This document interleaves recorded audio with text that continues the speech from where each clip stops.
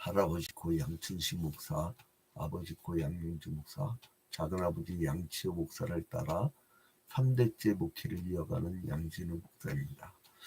어제는 지방자치제 선거, 보궐선거가 있었죠. 서울은 교육감 선거를 했고, 근데 역시 요즘에 한참 대통령 영부인 사건이니, 명태균 사건이니, 김대남 사건이니, 그래가지고 지지율이 여당이 엄청나게 바닥쳐가지고 여론조사에서는 야당이 이긴다고 특히 부산 금정구가 굉장히 보수 지역인데 거기가 항상 7대3 정도로 항상 70%를 호가하는 그러한 지역이었는데 거기서 야당이 이긴다고 여론조사는 나왔는데 전혀 뜻밖의 60% 넘게 지지를 얻고 여당이 당선이 됐어요. 그걸 보면서 어떤 걸 느끼냐면 미워도 다시 한번 그 문구가 생각나요. 미워도 다시 한번. 역시 그쪽은 내 친구가 그러더라고요. 선거가 끝나면 항상 영남은 적화통일됐대. 적화통일. 빨갛대 영남은. 저쪽 호남은 파랗고. 이제 대한민국 사람들은 고집이 세요. 고집이. 그래서 왜 교회에서 정책이 무작위 하는 이유가요. 종교 분리 그것 때문에 아니에요. 대한민국 사람들은 이상하게 똥꼬집이 있어요. 안 바뀌어요. 안 바뀌어요. 프랑스 사람들이 어떤 독서량과 그런 걸 생각 안 돼요. 우리나라 사람들은요, 책을 한 권이라도 보는 독서인이요, 40%가 안 되는 국가예요. 내가 볼 때는 역사를 잊은 민족은 망한다고 하잖아요. 그렇게 길지 않을 거예요. 우리 민족은 길지 않습니다. 그래서 이제 원래 경전을 굉장히 중시하고 경전을 이어가는 민족은 국가 시스템이 없어져도요, 그 정신을 이어간대요. 여러분, 이 땅에서 여러분 남기고 가는 게 뭐예요? 사람들이 희한한 속담 만들었죠. 호랑이는 가죽을 남기고 사람은 이름을 남긴다고. 이름 남겨서 뭘 건데? 응? 뭘 건데? 그잖아요. 그러니까 뭘 남기고 가냐면요, 의미를 남기고 가요. 의미를. 그래서 우리가 살아가면서 어떤 고귀한 뜻을 우리 후손들한테 남기고 간단 말이에요. 그게 뭐냐면 하나님의 의예요. 하나님의 의. 하나님의 뜻, 뒷뜻 이루는 게 아니라. 아까 우리가 찬송가 398장 불렀잖아요. 이제 찬송가의 제목이 어둠의 권세에서 있죠. 그게 이제 작사자가 누구냐면 김현준 박사라고 한양대학교 설립자예요. 저희 아버님이 강사로 가끔 초청했던 분인데, 아버님끼리 이렇게 친분이 있었는데, 또 그 아들 김종량 장로님이 한양대 재단 이사장이에요. 그래서 작년에 사모님 통해서 제가 한번 뵙게 돼가지고, 우리 아버지 참 많이 초청하셨는데 아버님이 수련 좀 쭉 말씀드렸더니 기분 좋아하시더라고요. 근데 이 어둠의 권세에서 인생을 건지신 주, 이게 그냥 나온 찬송이 아니에요. 박정희 전두환 때 엄청나게 시달렸어요. 대학 뺏길 뻔했잖아요. 그래서 대학을 뺏지 못하니까 결국은 어딜 뺐냐면 딴데 엉뚱한데 영남대학교를 뺐었잖아요. 그래서 이제 자기들이 만들었던 대한일보도 폐간시키고 아픔. 그러니까 이제 이게 그것도 이제 내가 깊은 얘기는 못하겠지만 그것도 영원한 관계가 있어요. 아까 지자체 선거 얘기 있잖아요. 고집센 우리 민족. 근데 이제 이 찬송 작사할 때요, 이거 그냥 진 게 아니에요. 배경을 아는 사람들은 참 저 찬송 작사할 때 얼마나 마음이 아플까 하면서 어둠의 권세에서 인생을 건지신 주 길 잃고 헤매이던 우리의 빛이시라. 그러니까 그냥 그 고난 중에서도 오직 주님만 바라보고 그냥 나아갔던 거지될 뻔도 했고, 한 번은 간첩단으로 몰려가지고 투옥될 뻔도 했고, 학교 뺏으려고 했고, 권력자들이 할 수 있는 게 뭐예요? 압수수색하고 깜빡 집어넣는 거지. 그래갖고 굉장히 고초를 많이 겪었던 그 아픈 역사가 있습니다. 근데 그와 마찬가지 시편 63편에서도 그런 비슷한 대화가 나와요. 이야기가 나오는데 하나님이 자기 백성들을 출애굽을 시켜서 가나안 땅에 집어넣어요. 여기가 이제 지중해고 여기가 이제 요단강이면은 여기서 이제 출애굽을 시켜갖고 가나안 땅에 정착을 시켜요.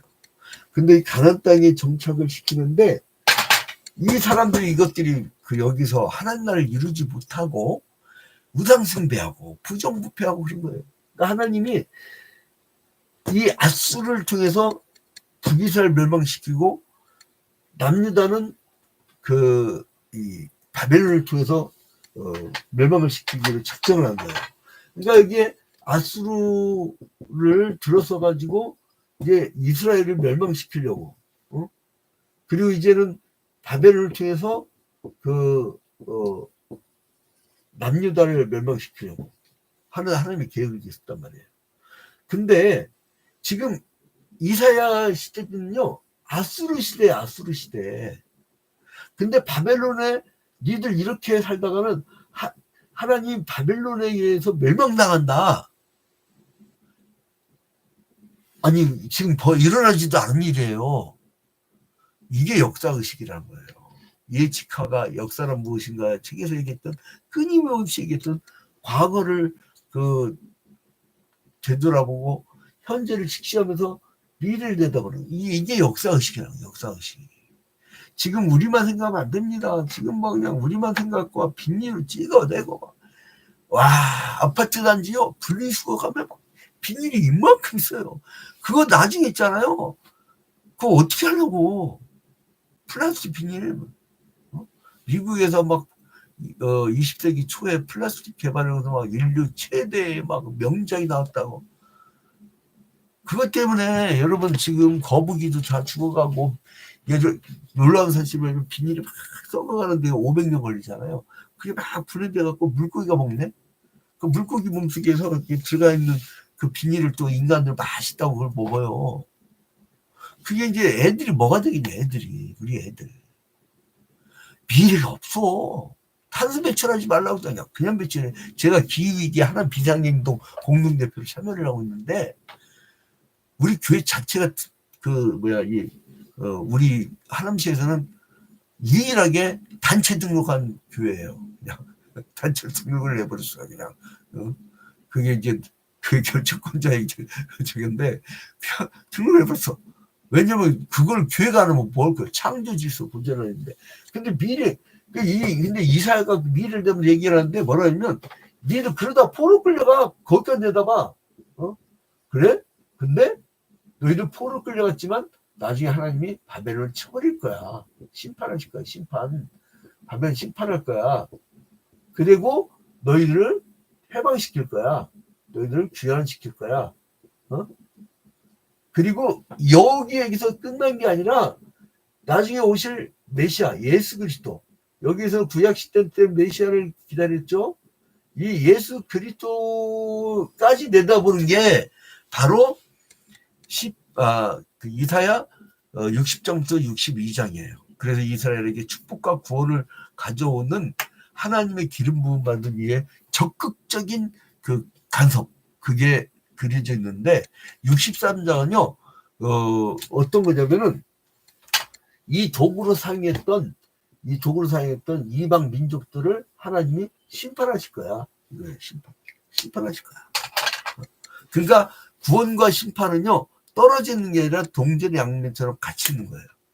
여러분, 심판의 날 때 우리가 구원의 날이 됩니다.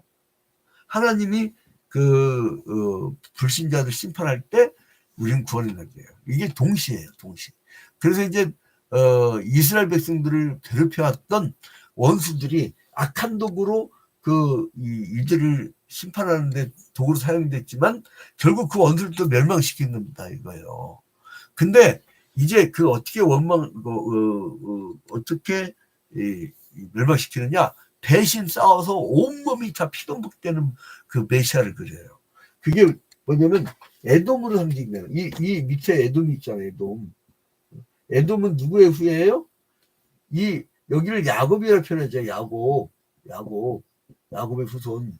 근데 이 에돔은 에서의 후손이에요. 에서의 후손. 응? 야곱과 에서는 형제지간이었잖아요. 그죠?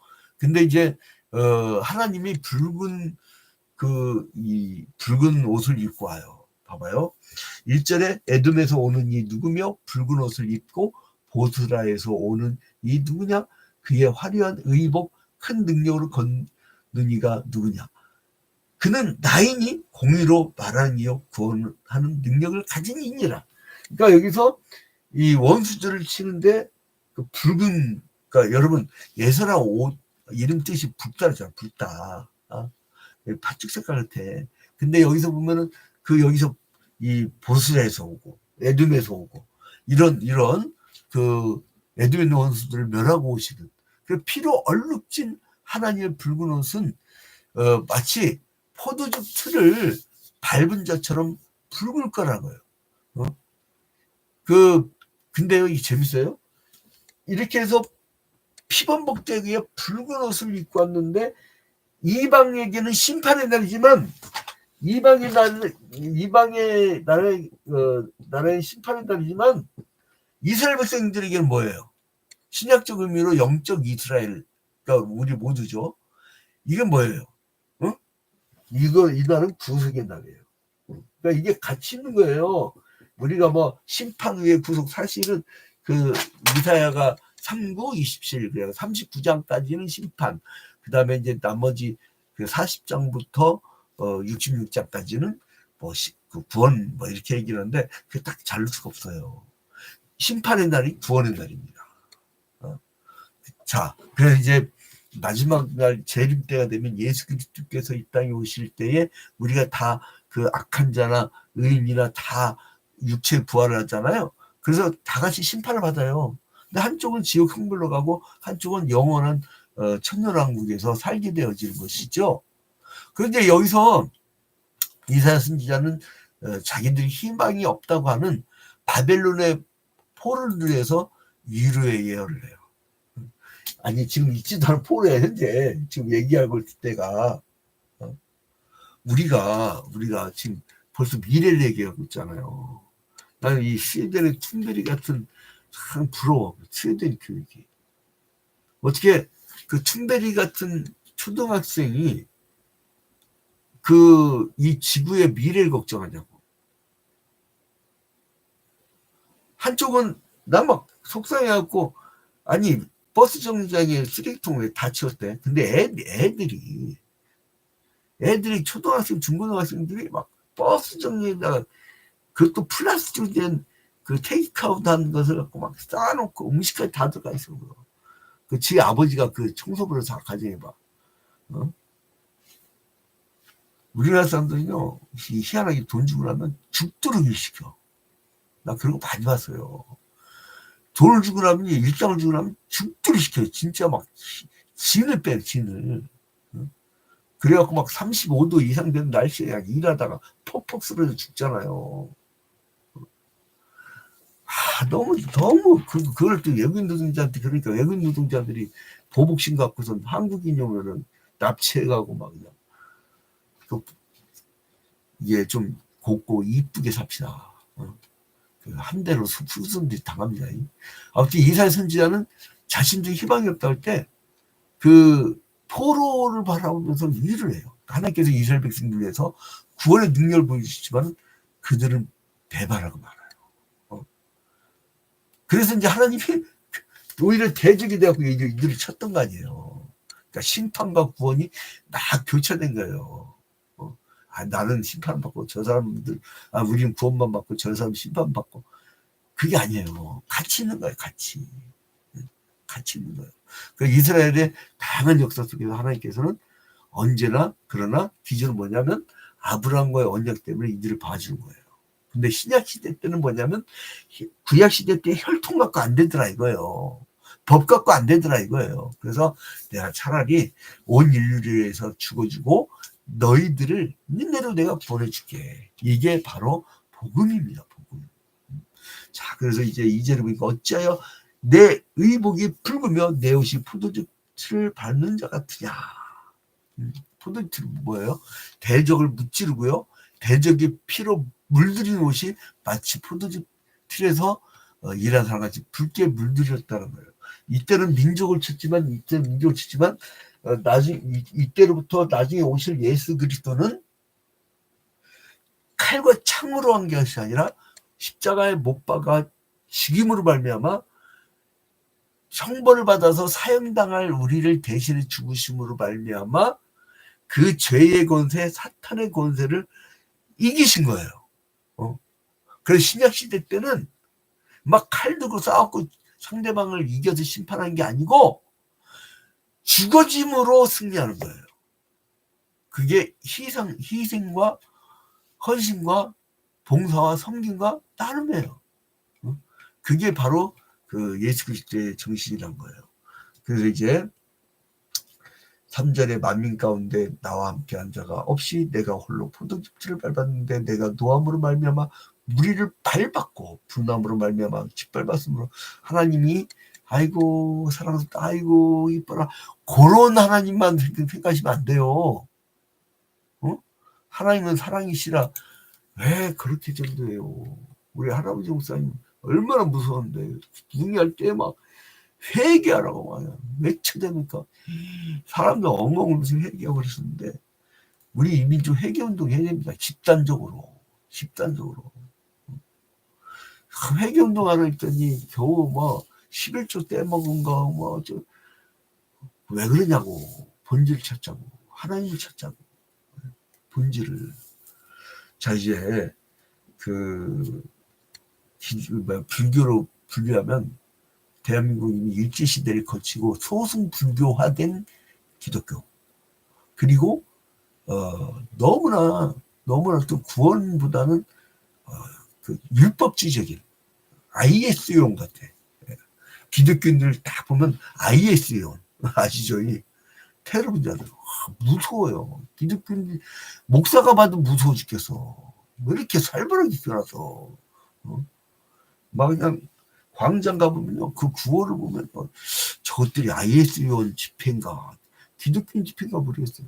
십자가에 달려 죽어주셔서 승리하신 예수 그리스도와 너무 다르면 안 됩니다.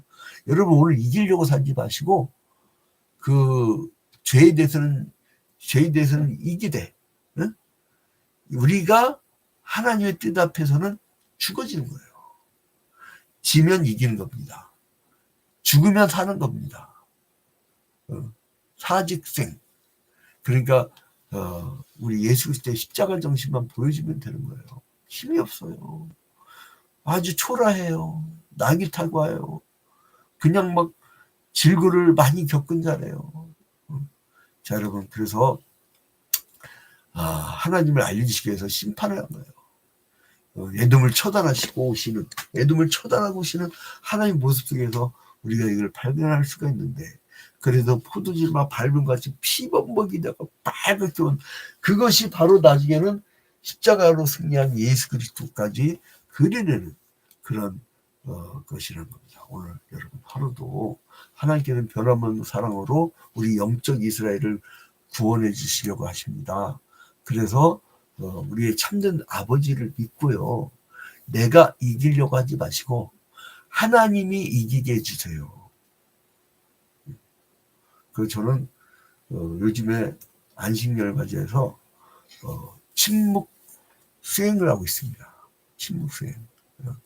일본 그 기독교 저자가 지었던 엔토 시샤쿠죠. 그 침묵 책을 굉장히 은혜받았고 내가 그 설교 예화를 너무 많이 들어갖고 자꾸 반복한다고 해서 그 얘기를 더 이상 안 했는데 엔토 시샤쿠 침묵처럼 내가 져야 하나님이 이기십니다. 내가 십자가를 지고 따라가야 부활을 선물로 주시는 하나님의 구속에 은혜가 있다는 거예요. 오늘 하루도 부부관계도 국제관계도 모든 것도 이기려고 들지 마시고 지려고 드는 하루가 되기를 주님의 이름으로 축원드립니다.